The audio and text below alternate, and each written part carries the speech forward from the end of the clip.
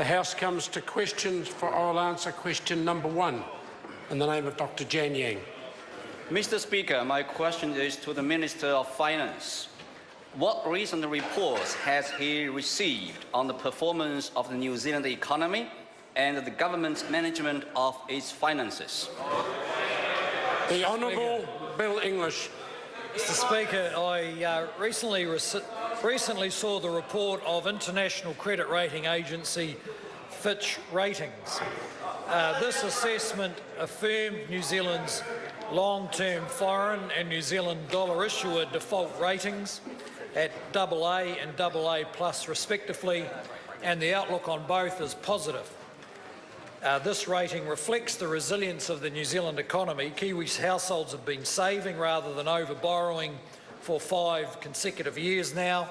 Our net international investment position, which measures our international indebtedness, has strengthened from 85% of GDP in 2009 to 64% of GDP today. And the Reserve Bank has also crucially strengthened the resilience requirements on our banking system. Supplementary. Supplementary question, Dr. Jian. What are some of the factors that Fitch identified when making its assessment? The Honourable Bill English. Well, Mr. Speaker, there was a number, but just one or two.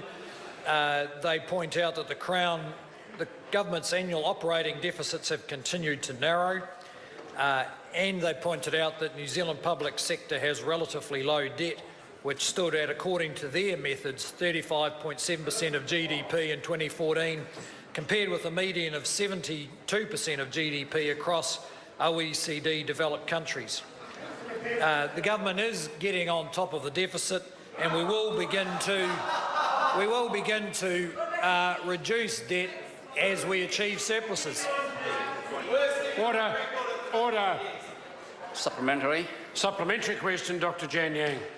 What is Fitch's view on the outlook for the government's finances and for New Zealand? The Honourable Bill English. Well, Mr. Speaker, in terms of the outlook for New Zealand, Fitch noted that our growth was 3.3% in 2014, ahead of other AA category countries. They noted that lower agricultural production due to drought earlier this year and weaker demand following the fall in dairy prices, and expects that the pace of economic growth in New Zealand will ease to around 2.8% in 2015.